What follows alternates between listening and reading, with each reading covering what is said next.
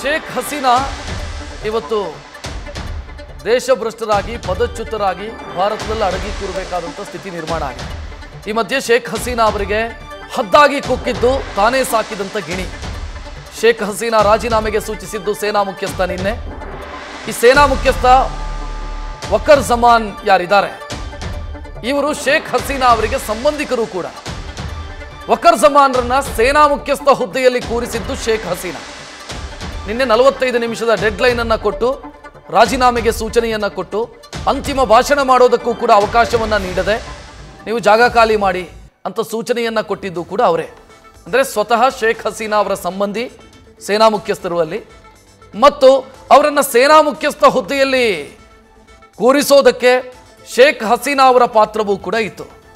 ಈಗ ಅದೇ ಸೇನಾ ಮುಖ್ಯಸ್ಥರು ಶೇಖ್ ಹಸೀನಾ ಅವರನ್ನು ಜಾಗ ಖಾಲಿ ಮಾಡಿ ದೇಶ ಬಿಟ್ಟು ಹೋಗಿಬಿಡಿ, 45 ನಿಮಿಷ ಟೈಮ್ ನಿಮಗೆ ಅಷ್ಟೇ ಅಂತ ಸೂಚನೆಯನ್ನು ಕೊಟ್ಟಿದ್ರು. ಈ ಬಗ್ಗೆ ಹೆಚ್ಚಿನ ಡೀಟೇಲ್ ನೀಡೋದಕ್ಕೆ ನಮ್ಮ ಪ್ರತಿನಿಧಿ ವಿದ್ಯಶ್ರೀ ಫೋನ್ ಸಂಪರ್ಕದಲ್ಲಿ. ವಿದ್ಯಶ್ರೀ, ಕಾಲ ಹೆಂಗೆಲ್ಲ ಬದಲಾಗತ್ತೆ ಅನ್ನೋದಕ್ಕೆ ಉದಾಹರಣೆ ಅಂತ ಅನ್ಸುತ್ತೆ ಇದು.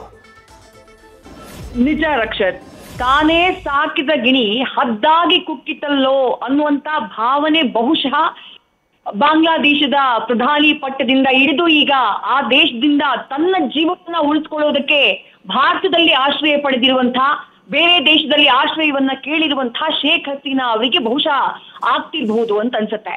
ಯಾಕಂದ್ರೆ ವಕರ್ ಜಮಾನ್ ಇವರು ಕೇವಲ ತಾವು ಶೇಖ್ ಹಸೀನಾ ಅವರು ಅವರನ್ನ ನೇಮಕ ಮಾಡಿದ್ ಮಾತ್ರ ಅಲ್ಲ, ಜನರಲ್ ಹುದ್ದೆಗೆ ನೇಮಕ ಮಾಡಿದ್ದಷ್ಟೇ ಅಲ್ಲ, ಸಂಬಂಧಿ ಕೂಡ ಹೌದು.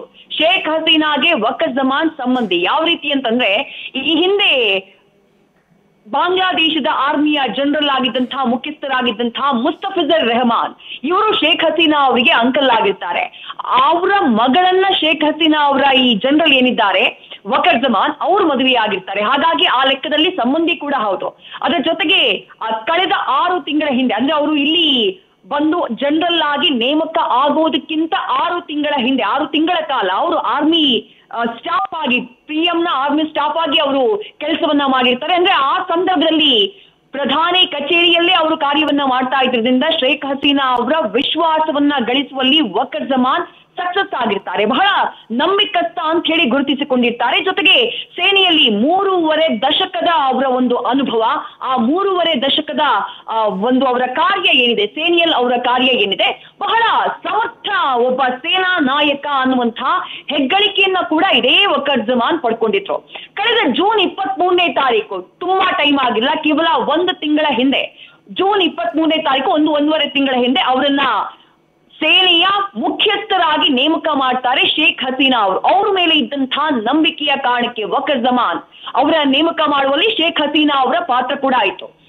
ಸೇನಾ ಮುಖ್ಯಸ್ಥರಾಗಿ ನೇಮಕರಾಗಿ 1.5 ತಿಂಗಳಾಗಿಲ್ಲ, ಅಷ್ಟರಲ್ಲಿ ಶೇಖ್ ಹಸೀನಾ ಅವರಿಗೆ ಡೆಡ್ ಲೈನ್ ಕೊಟ್ಟು ಬಿಡ್ತಾರೆ. ಯಾಕಂದ್ರೆ ಸಿಚುವೇಶನ್ ಆ ರೀತಿ ಕ್ರಿಯೇಟ್ ಆಗುತ್ತೆ. ದೊಡ್ಡದಾದಂತಹ ಪ್ರೊಟೆಸ್ಟ್, ದೊಡ್ಡ ಮಟ್ಟದಲ್ಲಿ ಢಾಕಾಗೆ ಪ್ರೈಮ್ ಮಿನಿಸ್ಟರ್ ಕಚೇರಿಗೆ ಅವರು ಮಾರ್ಚ್ ಮಾಡೋದಕ್ಕೆ ಆರಂಭ ಮಾಡಿಬಿಡ್ತಾರೆ. ಹಾಗಾಗಿ ನಿನ್ನೆ ಮಧ್ಯಾಹ್ನ 1 ಗಂಟೆಯ ಸುಮಾರಿಗೆ 45 ನಿಮಿಷಗಳ ಡೆಡ್ ಲೈನ್ ಅನ್ನ ಶೇಖ್ ಹಸೀನಾ ಅವರಿಗೆ ವಕರ್ ಜಮಾನ್ ಅವರು ಕೊಡ್ತಾರೆ. ಅಷ್ಟರ ಒಳಗೆ ನೀವು ದೇಶವನ್ನ ಬಿಟ್ಟು ಹೋಗಬೇಕು ಅನ್ನುವಂತಹ ಒಂದು ಡೆಡ್ ಲೈನ್ ಅನ್ನ ಕೊಡ್ತಾರೆ. ಸೇನೆ ಶೇಖ್ ಹಸೀನಾ ಅವರ ರಕ್ಷಣೆಗೆ ನಿಲ್ಲಬಹುದಾಗಿತ್ತು, ಬಟ್ ಪರಿಸ್ಥಿತಿ ವಿಕೋಪಕ್ಕೆ ಹೋಗಿತ್ತು. ಜೊತೆಗೆ ಸೇನೆಯಲ್ಲೇ 2 ಫ್ಯಾಕ್ಷನ್ ಇತ್ತು, 2 ಬಣ ಇತ್ತು ಅನ್ನುವಂತ ಮಾಹಿತಿ. ಒಂದು ಬಣ ಶೇಖ್ ಹಸೀನಾ ಅವರ ಪರವಾಗಿದ್ರೆ, ಇನ್ನೊಂದು ಬಣ ಶೇಖ್ ಹಸೀನಾ ಅವರ ವಿರುದ್ಧ ಇತ್ತು. ಶೇಖ್ ಹಸೀನಾ ಅವರು ಕೊಟ್ಟಂತಹ ಆರ್ಡರ್ ಗಳನ್ನ, ಆದೇಶಗಳನ್ನ ನಾವು ಪಾಲಿಸುವುದಿಲ್ಲ ಅಂತ ಪಟ್ಟನ್ನ ಹಿಡಿದಿತ್ತು. ಈ ಎಲ್ಲದರ ಮಧ್ಯೆ ಶೇಖ್ ಹಸೀನಾ ಅವರು ಅನಿವಾರ್ಯವಾಗಿ ದೇಶವನ್ನ ಬಿಟ್ಟು ಹೋಗ್ಬೇಕಾಗತ್ತೆ. ಆಗ ಅವರಿಗೆ ಡೆಡ್ ಲೈನ್ ಅನ್ನ ಕೊಟ್ಟಿದ್ದು ಇದೇ ವಕರ್ ಜಮಾನ್ ಅವರು, 45 ನಿಮಿಷಗಳ ಡೆಡ್ ಲೈನ್. ಶೇಖ್ ಹಸೀನಾ ಅವರು ರಿಕ್ವೆಸ್ಟ್ ಮಾಡ್ಕೊಳ್ತಾರಂತೆ, ನಾನು ಅಧ್ಯಕ್ಷ ಪ್ರೈಮ್ ಮಿನಿಸ್ಟರ್ ಸ್ಥಾನದಿಂದ ಕೆಳಕ್ಕಿಳಿಯೋ ಮೊದಲು ನನ್ನ ದೇಶವನ್ನ ಉದ್ದೇಶಿಸಿ ನಾನು ಮಾತನಾಡಬೇಕು ಅಂತ ಕೇಳ್ಕೊಳ್ತಾರಂತೆ. ಆದ್ರೆ ಸೇನಾ ಅಧ್ಯಕ್ಷ ವಕರ್ ಜಮಾನ್ ಅದಕ್ಕೂ ಕೂಡ ಅವಕಾಶವನ್ನ ಕೊಡುವುದಿಲ್ಲ.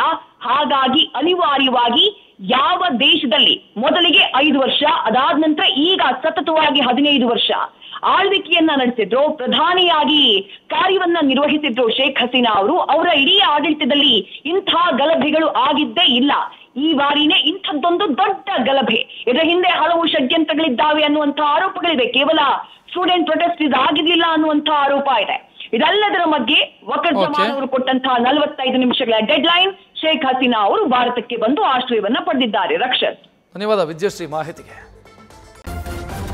ನ್ಯೂಸ್ ಫಸ್ಟ್ ನಿರ್ಭೀತಿಯಿಂದ ನಿಮ್ಮ ಪರವಾಗಿ.